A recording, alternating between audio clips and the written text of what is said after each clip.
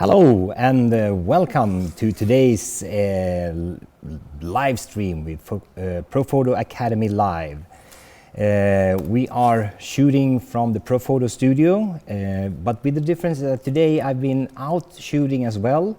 Fortunately, we have a sunny day, which works perfectly for the type of pictures that we're going to show today. David, as you can see, is not by my side, so I'm here today alone with Ken.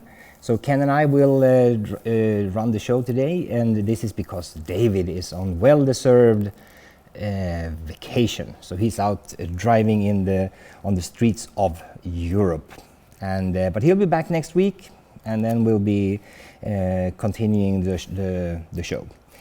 So today's topic is HSS, High Speed Sync.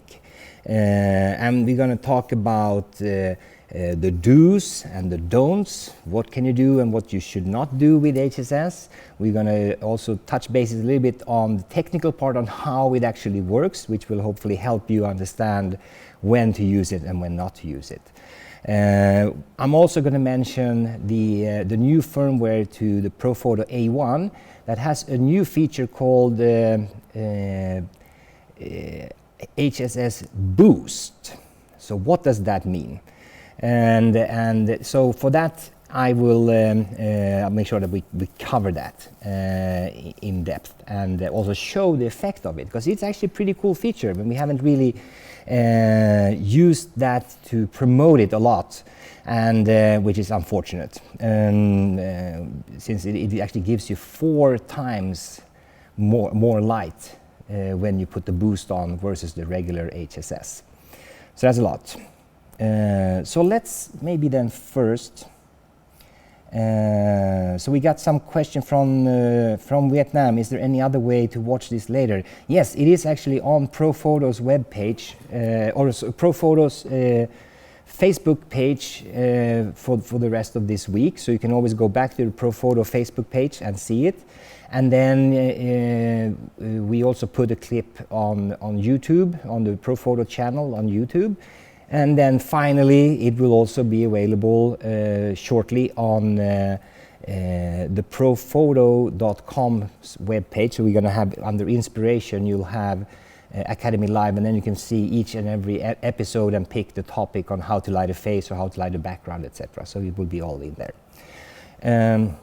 But let's jump into the technical part and look at how HSS actually works before we move into some demo. And as you can see, we have the second camera. I'll see it's a little bit offline. We have a little bit of visitors here, so let me adjust this so that you can see what we are doing. There we go. You can see Ken is there. We have camera set up. We have an A1 flash, and we also have a little special thing over there, which is my biggest fan. And then I don't mean a fan like with as in who has me as an idol, but it's actually a simple fan that blows air. And so we're going to use that to freeze some motion. And I thought the fan moves pretty fast, or fast enough at least. But then let's jump over to my PC. And here we go. So what you see now in front of you is the inside of a camera. So we crept into the camera, and we see the first curtain and we see the second curtain, and the blue part in the background is the sensor.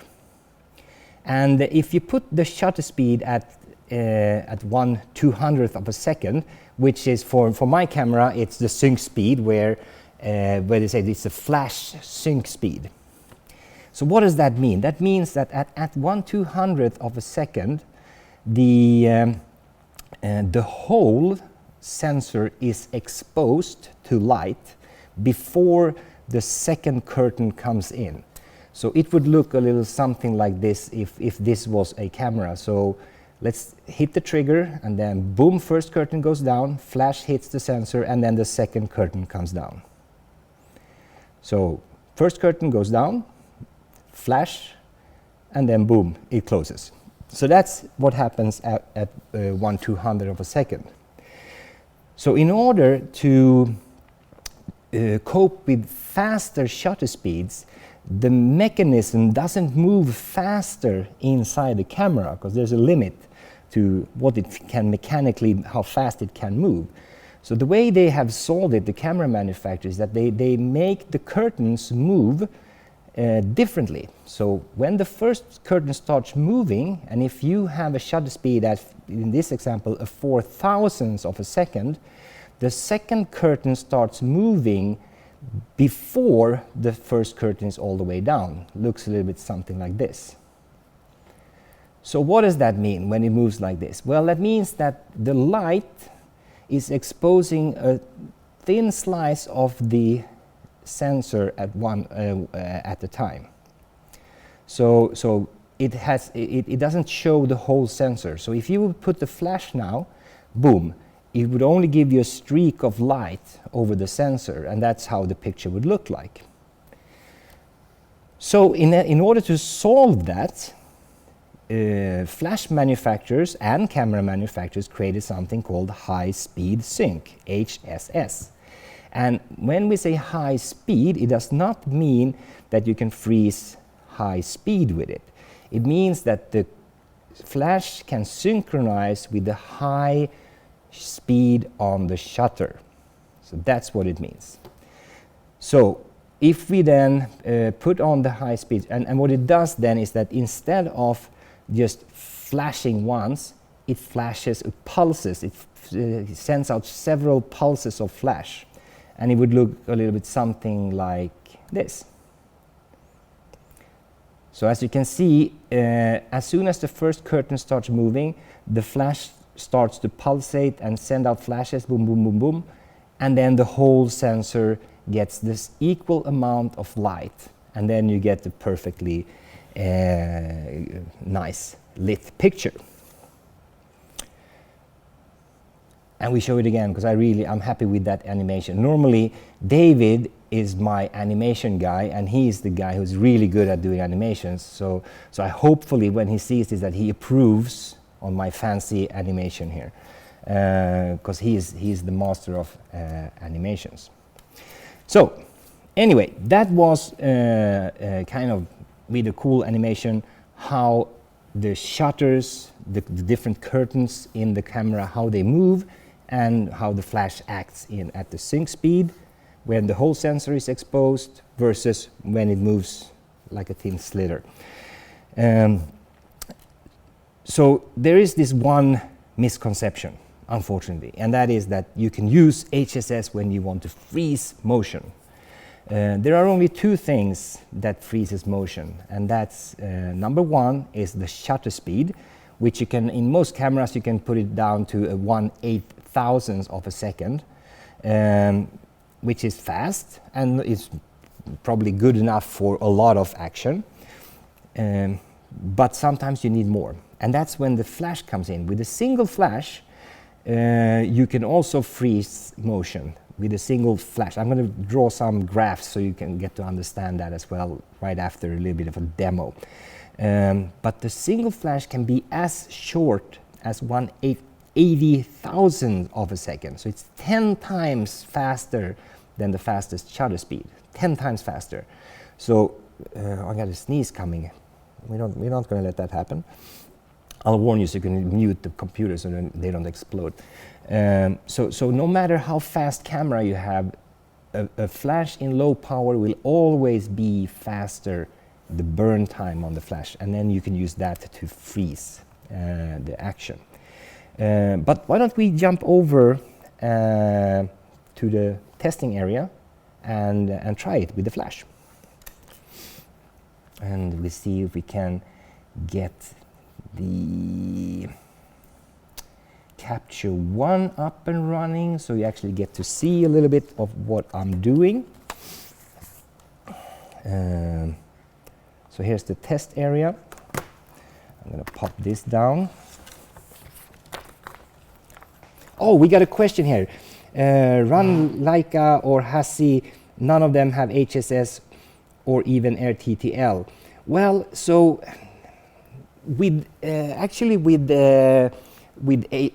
Hasselblad or Phase Ones, that they have what we call a leaf shutter. So it's a kind of a round thing that's kind of the classical shutter that we are used to, or the classical aperture type of model as a shutter as well, which means that it is a lot faster. So you can actually, the normal sync speed is at 1,600th of a second, which is really fast. So the flash can sync all the way up to 1,600th of a second.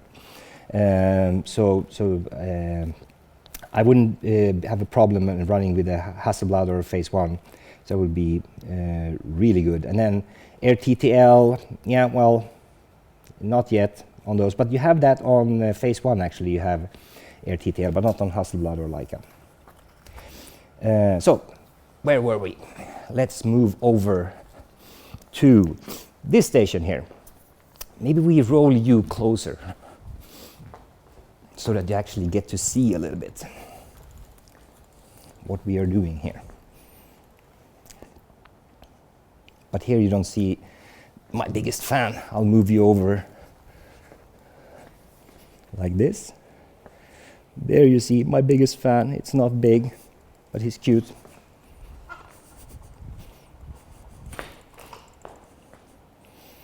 So, here we go. Ignore Ken, he's not going to be part of this initial game. We have a fan, we have an A1, and we're going to take a picture of, we're going to turn off the A1, and we're going to take just to show you how the flash looks like when it's all stationary. And it should look a little something like this. So I'm going over here to capture one. So now you see stationary flash, nothing exciting, right? But and now I'm using the settings, as you can see on the screen, 160th of on the shutter speed, 160th of a second, and then ISO 250, f3.5, nothing special. So let's jump. Actually, I'm going to take down the shutter speed to 125. That's where we're supposed to be, so we let in a little bit more light. So now I'm only using ambient light, so whatever light I have in the studio. Now let's turn on the flash. Noisy flash, and take a picture of it. And you should see it's all blurry, right? So this is where normally people say, aha, we need to freeze it. So let's continue with the ambient light and only freeze it with the shutter. So still no flash. So I bring up the shutter to, let's say 4,000, 1/4000 of a second.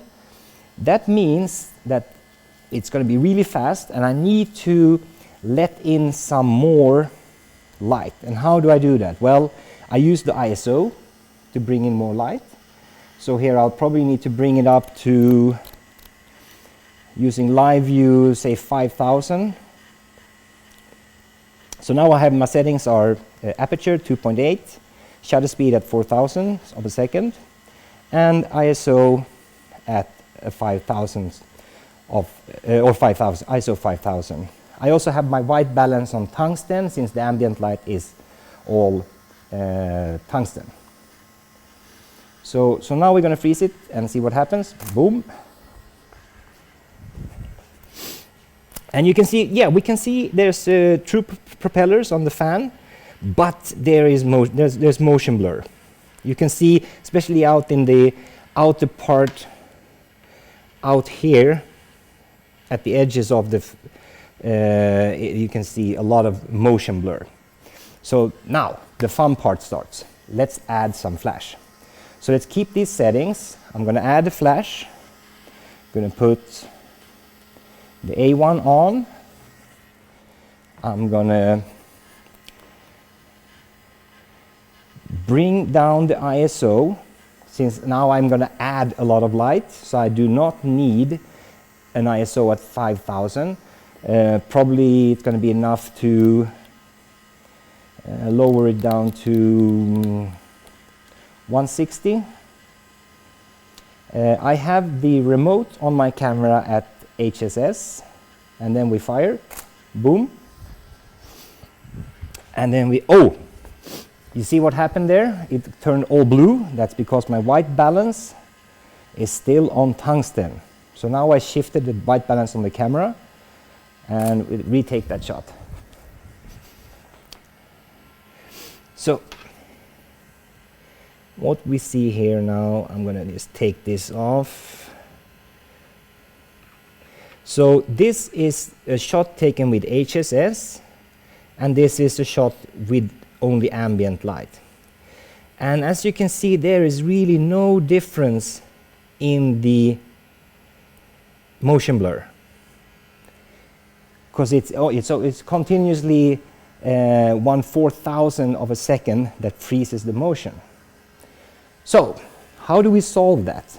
Well, we turn off the HSS and go down to only shooting with a single flash, which means I need to take down the speed. I'm going to take it down to 125th of a second, and probably use, I'll keep the ISO at 160, aperture at 2.8. So I'm going to bring down the flash low, low, low, and I'm going to turn off some of the ambient light here. You do this and this. So just for you, if you want to see how it looks like. So I've turned down the ambient light a little bit, but not much. Going back to the capture one. And then we take another shot. 125th of a second and a single flash. And what happens? And all of a sudden, boom, we froze motion. So this is interesting. How did that happen? So I'm going to turn off the flash and turn on the lights so that we see a little bit better.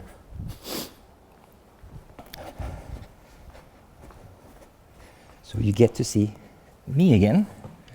Hello. So what happened here now? If we go look at the pictures that we took, let me go through the action, pop it into a computer. There we go. So we had the first picture, just ambient light, stationary fan, f3.5, shutter speed at 125 for the second, and ISO 250. Looks good, nothing strange. I'm zoomed in a little bit. And then turn the fan on, same settings, ambient light, it looks blurry, no surprise.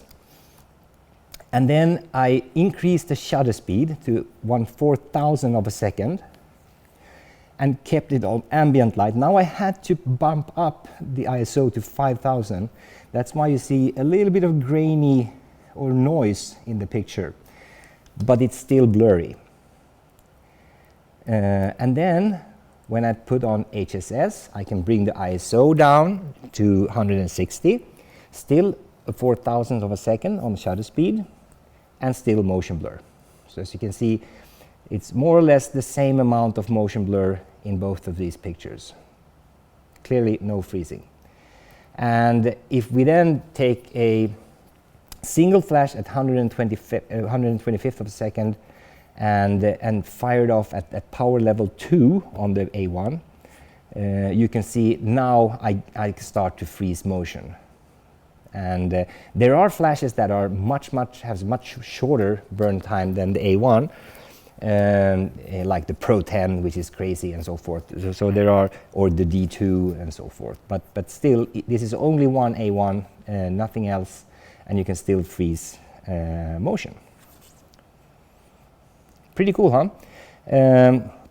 So now you might wonder, okay, so how does this work? Let me try to show it. I'll draw a little bit on my PC, which I have on my side here. So now I'm going to use my elaborate skills on drawing. So let's pick, okay, we got yellow. How a single flash looks like. So we got energy on one scale and then time on the other one. So normally a flash goes boom and then it tails off. So it goes up, it gives you a peak, and then it trails down. And then we take regular HSS. It would go up, and then it starts pulsating. Boom, boom, boom, boom, boom. And then it tails off. So that's the red line now is how the... oh, we don't see anything on the PC. Why is that? Maybe it's difficult when you're combining PC and Apple environment. They really don't like each other. So it looks like I've lost the connection, but let's reconnect. I'm sure we can solve this briefly. Go like this.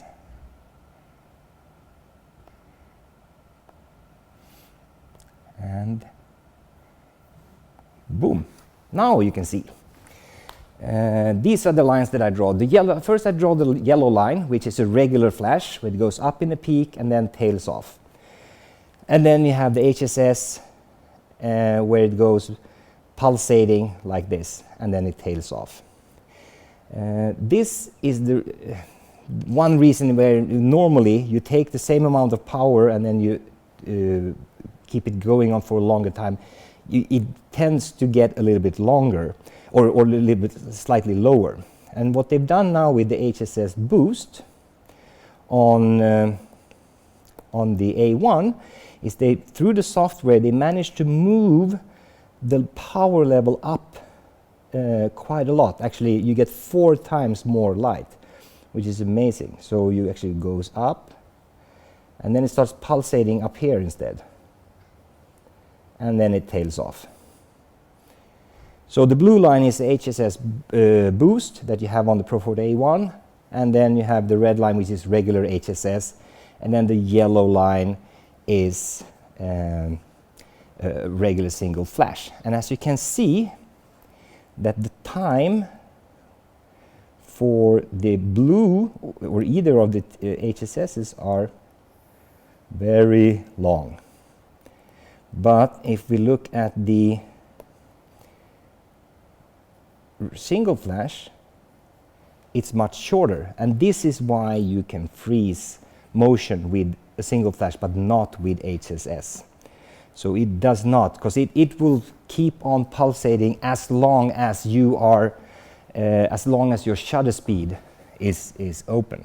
So if you have it at 4,000 or 2,000, it will actually keep on lighting in that whole period, while a single flash is much shorter. So that's that on. Let me see. Let me bring my notes here. So we did the graphs. So that's kind of the don't. Basically, don't use it to freeze motion, because you will have motion blur, as you saw on the pictures. So then you might ask, oh, so when should I use the HSS? So what are the do's? Now we've gone through the don'ts, and so there are, I would say, 3 good times when you should use the flash. And and normally it's including sunlight when you're outdoors. So since I don't have Wi-Fi outdoors, I couldn't take this whole with me to a good location. We'll need to scout for a good place where they have Wi-Fi so we can actually do a shoot outside as well, and send some of these. Well, actually there might be some from later this summer in August when I'm in Botswana. We have found a spot there where we have HSS, or we have Wi-Fi, so we'll send them. So let's take a look on what happened. I took Ken, I went outdoors. We are currently having a fantastic summer in Stockholm. So we had blue skies, really hot, and as strong sun as you can have in Sweden. I don't know how I can compare it with sun in Arizona or Australia or other places where you have a lot of sun, but it's very strong for being Sweden. So a typical picture, I'm using ambient light. I have sun in the back. I normally put the sun in the back so I can use it as a kicker light or a rim light, and the model doesn't have to squint. Because when you have strong sunlight in your eyes, you either turn down your head, you nod down, and then you get double chins and all kind of terrible things happen. Or if you have sunlight, or you squint a lot, and then you get really small eyes. So now we have sun in the back. I expose the camera for the skin or the face, which means that the sky is burned out. It's completely white. So we have a blue sky. So what do I do then? Well, there are a couple options. I bring out the shutter speed, and I put on live view, and then I look at the live view and I take up the shutter speed until I get the background as I want it. So I get the kind of the light blue sky, which is really high. Still using ambient light, but when I have this now, you can see the face is too dark. And now, in order to light, now I've kind of created the need for flash. If I want to combine the blue sky, the blurry background, because there's a house on the left side that I really don't like, it's not nice. So I need to add a flash.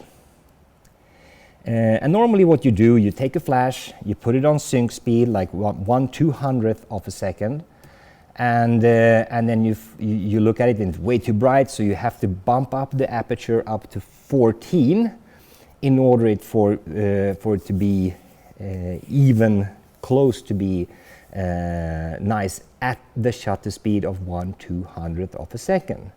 If you have a shutter speed at 1/4000, no problem, but if you have to bring it down to 1/200th, it lets in way too much light, so you have to close the aperture all the way to f14 in this case, which means all of a sudden I have a sharper background. So now we can clearly see the house on the left side. It's maybe a nice house, but it's not what I'm shooting today. I'm shooting Ken, and I don't want that house to be so dominant in the picture. So this is where I take HSS. And with HSS, I can synchronize the flash at the high speeds, like 1/4000 of a second, keep my aperture at 2.8, ISO 100, and the flash is going, since it was a very, very bright day, it's at full power 10.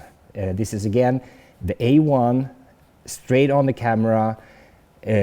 So it's on camera. I don't have any fancy patterns or light patterns here. I'm just firing it straight off the camera right in. So David probably gonna smack me when he comes back for not putting a nice butterfly or something else on him. But anyway,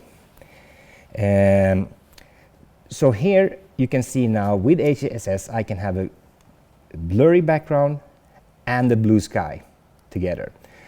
And then we have the HSS Boost, where they, through the software, managed to lift up the power level and push out more power during the pulsating phase, so that it's very, very close to a single flash. And then this picture would look like this. So as you can see, I get a lot more light on Ken.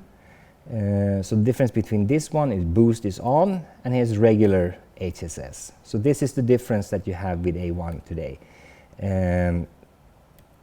And so we have some, why does the B1A1 not automatically change to HSS if you have a faster shutter speed than 1:200? Well, actually it does on most cameras, like Nikon and so forth, but it does not do that on Canon. So that's a thing that was with the regular remotes. But now with the A1, you actually can, if you have the A1 as a remote, it will, with the latest firmware, which is the B5, that's a firmware number B5 on the A1, you can actually just move the shutter speed up, and it will automatically jump into HSS. So if you have a Canon. If you have a Nikon or a Sony, that's not a problem, because they're used to that already. So no difference. So that's one time when you can really use HSS, if you have sun in the back shining on a bright sunny day. Another occasion is when you have sun in the face. And so here's that was a bit boost. So here's one example. So here is ambient light, sun in the face. I'm using the sun, and I positioned Ken so that he gets a very nice Rembrandt. As you can see, we have we had a question from Mike. Canon with B1 doesn't work. Well, if you have an A1 as the remote, then it does work. But if you control the B1 with the regular Air TTL remote, then it doesn't work. But with the A1 as a remote, then it works on B1 or Pro 10s or D2s, and it goes automatically into HSS. So anyway, here ambient light, sun is helping me out and giving me a nice Rembrandt on Ken. But I think the light in the eyes is a little bit too dark. We don't get enough light in the eyes, and the shadows are a lot darker. Then I can use the A1 as a fill light to lighten up the shadows.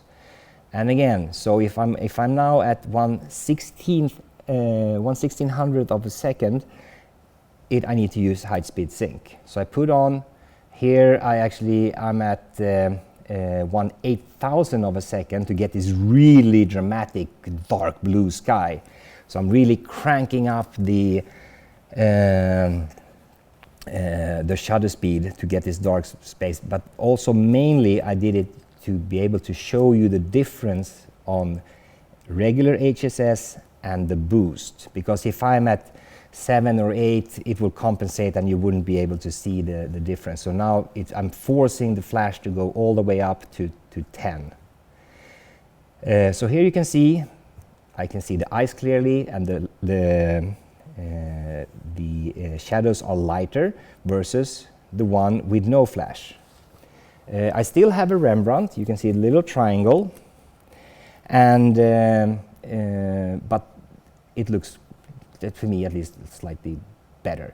But if I want the shadows even lighter than this, then I can put on the HSS Boost, and then boom, you can still see the little triangle here. So all I've done, nothing else has changed, but I put a boost on, and so the shadows here are much lighter. And so that's, now it comes to a matter of taste. Do I like this one, or do I want this one? So that you can choose. Or if you are in a place where you have an even stronger sun than what we have here in Sweden, then you might need to run the boost all the time. And so this boost is only currently available for the A1. So there's no boost for B1X, etc. It's only for this one. So first occasion, if you have sun in the back of the person and you want to have a blue sky, then you can use HSS.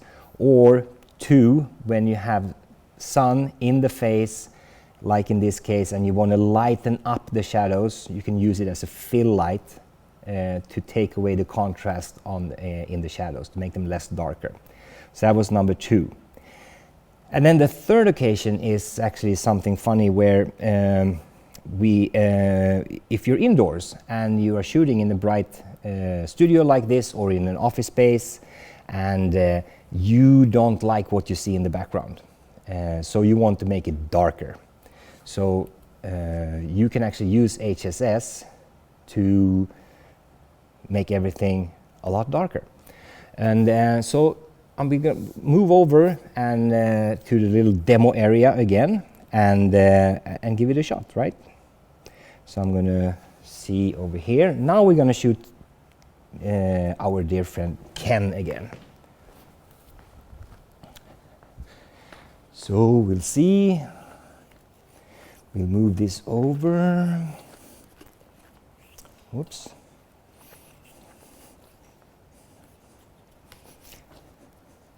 I changed the white balance back to tungsten since it's all tungsten in here. And let's check where we're at. Zoom out a little bit.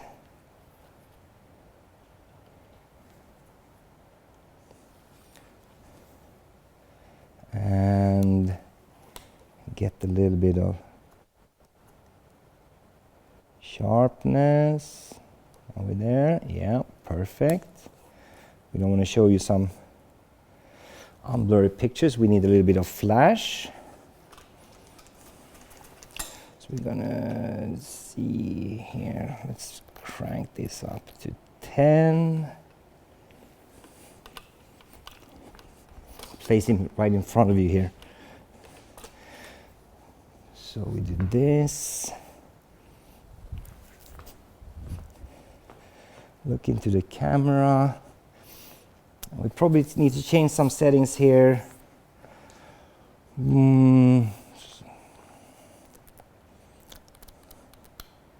Let's see. I put it at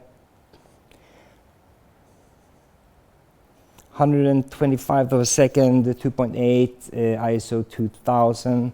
Maybe you want to see this on Capture One, right? So where is Capture One?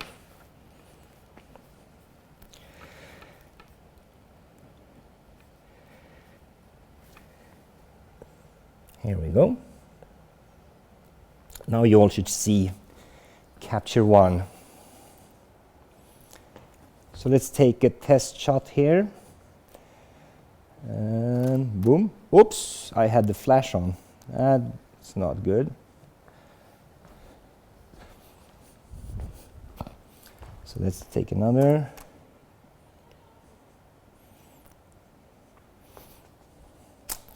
Okay, so what do we see? We see a picture of Ken. We see some light background, and we actually have people walking in the kitchen, and we don't like that. It looks kind of bright and nice, but it doesn't really help Ken a lot. So let's try to black that out completely. And how would I do that? So let's see if you can see on the setup here. Yes. So I have a flash here, boom, which it's not pointing straight at, it's kind of slightly in front of Ken, which means that I'm feathering it a little bit, not much, but still a little bit, and that's because it's a bit too powerful. So since I'm fairly close, it's about a meter, and I got about a meter and a half, so 6'2" for the Americans, to the camera. And let's switch back to Capture One. Boom. And now we need to put some settings on. We need to put the flash on. I need to put the flash on the remote on high speed sync. And I also want to then, I still want to have a blurry background, so I keep it at 2.8. I bump up the shutter up to a 4,000 of a second. My ISO is currently at 2000, way too high. It's going to let in too much light, so I lower it down to 100. And let's take a shot. See what happens. Aha! Now I did it again. My white balance. So as I had my white balance for tungsten, I need to shift it back to flash. And boom. So now the background, I haven't touched anything. The background is exactly the same with the guys walking around in the kitchen of Profoto. But I'm using high-speed sync to black out the background. And we might say that, well, the background is, or the shadow on the side with the, where you have the air is slightly too dark. So we can actually use a collapsible reflector to shoot this. So let me show you my gymnastics movements. So I take a collapsible reflector and I put it like this to lighten up, hopefully, the side with the air. And now we switch over to Capture One to see if that actually did happen. Yay! So as you can see now, we have a lighter side. The shadows on the side are not as dark, you see, here, as they were on this picture. It might be way too dark, but here I've lightened up, only with a collapsible reflector.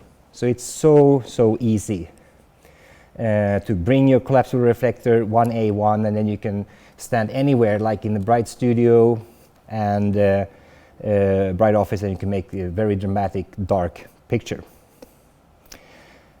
So that was the third use. If you want to black out the background when you're indoors and create this, if you don't have a roll of black backdrop, you can still just do it with flash by taking up the shutter speed and putting on HSS, and then it will take out everything in the background, and then only use flash to lighten it up.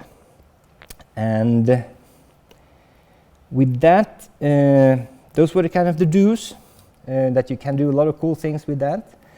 But let's see if we have any questions. So we got a lot of hellos. Hello, Gus. We've had some PMs going back and forth. You use HSS if you have to. 125th of a second equals no HSS, and 1/800 equals HSS. Exactly. Yes. So the limit where, this is a question from Mike, and the limit on where HSS starts depends on your camera. So where does your camera have its sync speed for the flash? So where does when the first curtain is down and the whole sensor is exposed, and then the second curtain comes in, at what time does that happen before so they don't start moving together? And that differs. And you have there are certain cameras where you can decide that the sync should be at like 2-3 different levels, and you can pick that out in the menus. So you have to check out your camera. Is it at 200, 250th of a second, or 125? Me personally, I like 125. It's a nice speed. I used it quite a lot, so I don't want to be uptight to the limit. I don't know why. It's just been a preference for me. So I use that quite often when I'm shooting with flash. And then it doesn't matter because I use the flash to kind of freeze the motion. And so what else do we have? Why does the B1A1 not automatically change? Oh, so we talked about that the actually A1 actually does change the over to HSS automatically, but the other ones do not. Why not always shoot in HSS? Well, so you lose a little bit of power since the flash is pulsating.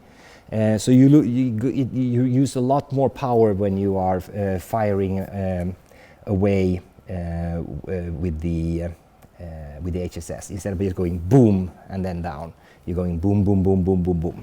So that's why you shouldn't do that. And also, if you want to freeze motion, definitely do not shoot with HSS, because you will get motion blur, as you saw in the pictures that we took of my biggest fan, or actually my smallest fan. But anyway, a fan is always a fan, and we like all fans. So I don't see any other questions here online. I think we covered all of them. And if there are more questions, go ahead and post it in the comments, and we'll get back and respond. I've seen there's a lot of responses from Jenny Bishu. It's David's wife. So I guess that David is behind the wheel, and then Jenny gets to answer the questions, which is good. So but he should be on vacation and not be responding to these things. But anyway. If there are no more questions, we can show you next week's topic is soft boxes. Jamie Miller asked something. Here we go, sorry. Can you use this HSS blacking method for a whole or a half body, or just the head? Yes, you can use it for a half body as well. It would be probably more difficult with an A1, and that's mainly because of the light pattern that comes out of the A1 that limits how much you can shoot. But if you're using like a B1X or a B2, and you maybe have a soft box on, then you can use the same blackout method with no problem. With the A1, you could probably get pretty well down to your knees, from your head down to your knees, but after that you might start to get a little bit of problem, because then you're moving the flash back to get the larger imprint of the light, and when you move it larger and larger, then you will start impacting. I mean, the flash will actually start lighting up other parts like a wall or so forth, and then you get additional light sources, and then light is bouncing everywhere. So that's kind of the problem with light, or the good thing with light as well. So I think that's Zlatko asked about the boost for B1X. There is none. It's only for A1 for now. Is there coming more extras to A1 like soft boxes? I know that the engineers are working on a whole light shaper system for the A1, the 80 millimeter head. So they're testing all different kinds of accessories, and what exactly will hit production and come out of it, I don't know. But I have tried lot of different things, both high and low. All different kinds of exciting things. So if half of them come out, I'm happy, because there are a lot of good cool stuff that will help you really to start shaping light and controlling the light even on the A1. So they're working actively on that. So I'm sure there will be something out. When? I don't know. They don't tell me. I wish they did. So next week's topic is softboxes. We're gonna compare OCF softboxes versus RFI. It's actually, we haven't tested this yet. Is there a difference in light output? Do you get more light out of an OCF or more light out of an RFI? And so we'll figure it out. We'll try it. David is going to be with us as well. And we're going to look at all the different types of shapes. When do you use a strip box versus an octa and rectangular, and why do we have all these different shapes? So we will all figure that out and talk about and test shoot, of course. And so I'm waiting for the Sony version of the A1. Yes, I know, Eric, we all are, and it's coming. That's what they promised before the end of this year. It should be out. So we'll just keep our thumbs and hopefully nothing happens with production or development, etc. But That's the goal, to have a Sony version out before the end of the year of the A1. So I see no more questions, so why don't we just close off with one of my favorite, well, so of course tune in next week, Wednesday, 1700 hours, but we'll close off with one of my favorite movies. It's the movie that's showing you all those inspirational, cool images of talented photographers that I've taken, and shows you kind of what light can really do. So here we go. Oops, where we go? There.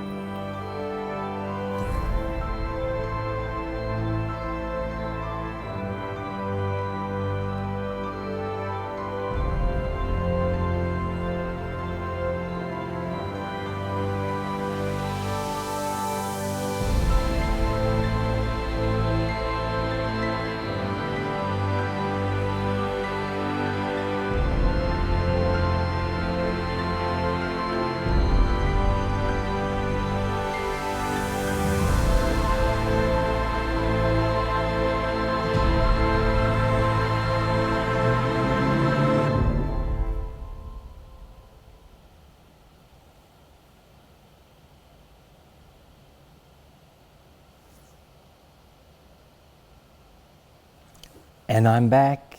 One question popped up. Jamie Miller, are you still there? If you are, you asked a question about how would you compare the A1 to the Canon 600EX? Well, I'm a Canon shooter. I have three 600 EXs and a couple of 580s. And for me, the big difference is, I would say well, a lot of things, but let's keep it easy. The light pattern. I mean, the pattern of the fall off going from light to darkness is so soft, and it's very, very nice on the A1. So when I shoot something and then it kind of falls off naturally and easily into the darkness, that's the big difference. While on the 600, you get a very, very abrupt stop at the top and an abrupt stop at the bottom as well. And there's some patterns in it. I'm trying to see if I can find the image here on my little PC. Because I don't think I have that on here. Darn it. Maybe on the Dropbox. Well, and so that's one thing, the light pattern, and it's really the quality of light. That's, I mean, the fall off. That's what I use a lot when I take the pictures. So that's really important. The second thing is batteries. I put in AA batteries on the 600. They work for a while, then they start fading. With the AA1, with the A1, it's the same power on flash number 1 and flash 350 or 2000. It stays exactly the same. So that is for me a big difference. So that, and then also the flash battery, I mean, it's enough for 350 at 10, at power level 10, and if I go to power level 9, it's 700, power level 8, it's 1,400 flashes, and it's a lot more than what I can ever achieve with the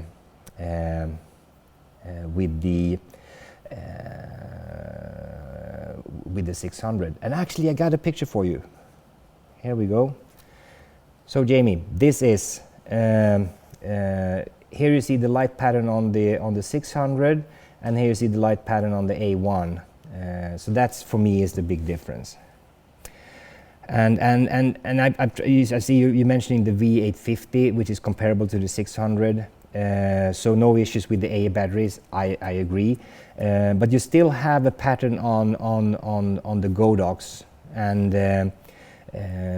but it's. I mean, I'm not saying it's a bad flash. It's just a preference on what type of light picture do you want to work with. If it's something similar like this, where you get rectangular and this pattern versus that one.